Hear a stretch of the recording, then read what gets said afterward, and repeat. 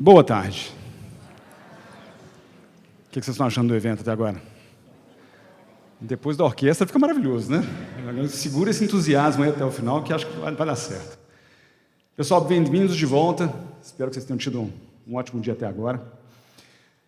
A gente abre agora a sessão para os próximos painéis, os painéis da parte da tarde. Tem muita coisa interessante para a gente discutir. Vários convidados mais do que especiais. Vamos tentar ser bem provocativo e, ao mesmo tempo, pé no chão, mas mantendo esse espírito de que inovação é algo que envolve incerteza, envolve tomada de risco. Risco, como eu falei ontem, né? Aqui no coquetel, aquele risco que a gente quer tomar porque a gente acredita que, a partir dele, a gente vai ter retornos acima da média, acima do esperado. E risco não é dissociado de incerteza. Então, a primeira incerteza que se materializa neste painel é que a gente tem um convidado a menos, que é a Karen, mas ela mandou um vídeo para a gente poder abrir o painel com ela. Mas vai dar tudo certo, né? Bom, eu tenho a satisfação de abrir o primeiro painel da parte da tarde, sobre pesquisa avançada e aplicada. Inovação quase sempre começa com pesquisa, começa no laboratório, começa na universidade, começa num porão de uma startup que ainda vai nascer. Com uma ideia ainda com pouca forma, né, com boas intenções, mas ainda sem muita clareza do potencial, do impacto ou mesmo da solução que vai ser construída.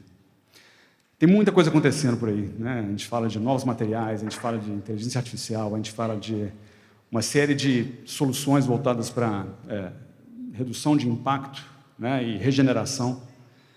Tudo isso toca direto nos principais desafios da mineração. E é natural que a gente comece a conversa por aqui. Na sequência desse painel, meu amigo Leandro Viana vai dar sequência num outro painel que meio que emenda a conversa para falar o seguinte: tá, beleza, falamos bastante de pesquisa, falamos bastante de exploração. Como é que a gente faz essas coisas serem implementadas? Como é que a gente fala de execução? Como é que a gente fala de escala? Então, acho que vai ser uma dobradinha bem legal nossa aqui e dos panelistas que a gente convidou. Ok? O foco nosso, então, vai ser bem nesse sentido. O que a gente está enxergando hoje, seja de forma muito evidente, seja na forma de sinais mais fracos, que tem o potencial de transformar as bases desta indústria. De fato, mudar as regras do jogo e mais, como que a gente se posiciona como mineradoras, como provedores de tecnologia, startups, como é que a gente se posiciona da melhor forma para capturar o máximo de valor e compartilhar esse valor com o ecossistema. Bom, então, com isso, eu vou pedir para a gente poder ter o vídeo da Karen Brightman, do Google, CTO e Principal Engineer do Google, para abrir um pouco essas considerações iniciais. Okay? Depois da sequência com a Elsa, e depois a gente abre o nosso painel. Gente, bom dia. Meu nome é Karen Brightman, eu sou engenheira da Google e fui Chief Data and Analytics Officer de uma mineradora super grande, que não é a Vale, era Rio Tinto. E estou aqui hoje para falar um pouquinho da utilização de AI e como é que a AI vai trazer um ganho diferencial para essa nossa indústria de mineração. Meu primeiro ponto é o seguinte: a gente já usa, a indústria de mineração já usa AI há 20 anos. Se você for pensar em veículos autônomos, em minas, autonomous drilling, a parte de férrea, a parte dos tratores, a gente já vem usando isso, Machine Learning Operations Research, há muito, muito tempo. Agora, o que aconteceu nos últimos 3 anos, com o evento dos Large Language Models, mudou completamente as maneiras com que a gente pode usar AI. Então, o meu ponto aqui, e eu vou mostrar para vocês, tentar ilustrar para vocês como é o que isso implica, né, nessa nossa indústria, usando alguns exemplos de outras indústrias, é o seguinte: a AI que a gente usava, machine learning tradicional, que era reduzido para um pequeno probleminha, autonomia separada, mudou completamente. Então, mudou, eu acho que em 3 diferentes áreas.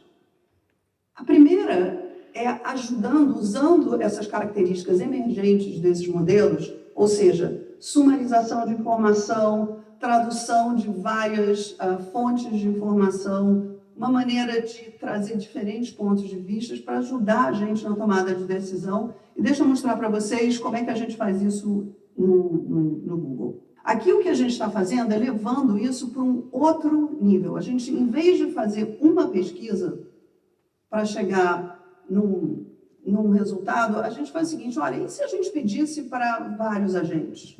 Não 5, não 10, mas 60, 100, 200 agentes para fazer isso e trazerem diferentes ideias e a gente compara, e a gente começa a discutir isso.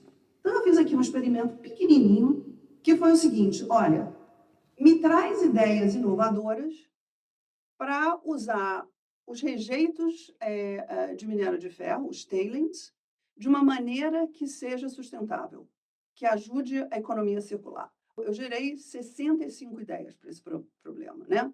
Cada ideia tem uma proposta, tem uma descrição, né? O que ela é, tem algum detalhe de como é que a gente executaria isso de maneira técnica, científica e etc.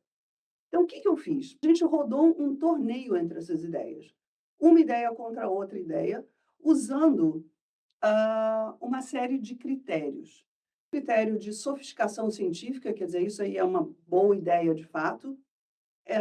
Outro que tem a ver com alinhamento do ponto de vista do material, né? Um terceiro critério é o alinhamento com a região, né? Eu pedi para que essa pesquisa fosse para o quadrilátero ferrífero. Um outro critério importante é como é que a gente faz essa transição para o modelo circular, né? E um último seria a ideia desses bottlenecks, né? O que está te impedindo de fazer isso?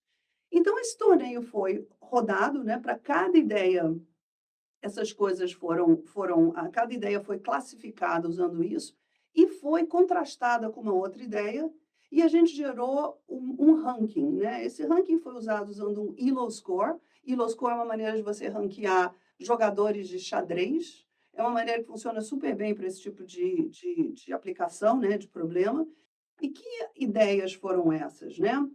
As ideias foram as seguintes, né? As 3 ideias que foram as ideias campeãs dessa história foram as seguintes. Primeiro, você vai fazer uma cerâmica de vidro usando esses tails fluxing a partir de um processo químico que ele descreve. A segunda também tem a ver com a produção de cerâmica leve. E a terceira, que eu achei a mais interessante, foi uma combinação de bagaço de cana, que existe na região, com a parte do tailings, né, para fazer um silicato aí de ferro. Isso não é, de maneira nenhuma, um final. Isso, na verdade, é o começo da conversa. Porque o que esse tipo de aplicação faz é que ela remove todo o trabalho braçal. Tá? Inúmeras fontes, tirar inúmeras ideias, aquela coisa de você usar post-it para tirar ideia de um, ideia de outro, e você depende das 10, 20 pessoas que você tem na sala. Quando você traz as pessoas, os humanos, para a sala, você já traz as ideias. Você já traz sugestões e você já traz referências para eles começarem esse trabalho. Então, isso acelera meses. Quando você está fazendo um trabalho de exploração, isso é super bacana, né? Isso você traz um ponto de vista que, em geral, a gente ia procurar com terceiros fora, mas que a AI pode ajudar. E aí você usa os humanos para o que eles fazem de melhor, que é o pensamento crítico e é realmente a tomada de decisão. Uma segunda maneira de acelerar essa tomada de decisão é utilizar a AI para trazer informação que no passado era muito difícil. Ou a gente tinha que comprar de fornecedores separados, era muito difícil de integrar e era muito difícil de utilizar. Um exemplo aqui são a criação de agentes, né? O agente chega lá na API, traz o dado e começa a entender para essa indústria onde que a gente tem chances de ter desastres de tempo, né? Clima, ciclone, tufão e etc. E fazer modelos de campanhas, inclusive, diferentes, né? A utilização fica com vocês. O dado está lá, é fácil, é simples, é só conectar. A automação mudou drasticamente, né? A gente usa automação em cenários de mineração há mais de 15 anos, né? Tanto no pit, né? Quanto para a linha férrea, para fazer drilling também a gente utiliza. Mas o que é importante de entender é que a automação ela era muito determinística. né? E ela era dependente do hardware que você utilizava. A Google não faz robôs, a gente não fabrica hardware para automação, mas o que a gente está olhando na fronteira da pesquisa, junto com o Google DeepMind, são modelos que a gente pode utilizar overlaying esses robôs que são capazes de ir além a essa programação determinística. Eu vou mostrar para vocês o que a gente quer dizer, né? Para onde isso tá indo, e esse é um dos modelos, né? O modelo do Gemini Robotics, que é um modelo de AI, que é um modelo agnóstico que funciona em qualquer tipo de robô. Gemini Robotics is interactive. Can you put the bananas in the clear container? Notice how we move the objects and the model reacts and replans on the fly. Can you put the grapes in the clear container? Our model's low latency means it can respond live to rapidly changing conditions and instructions. This same model can generalize to all kinds of applications where you can collaborate with the robot live. Gemini Robotics is dexterous.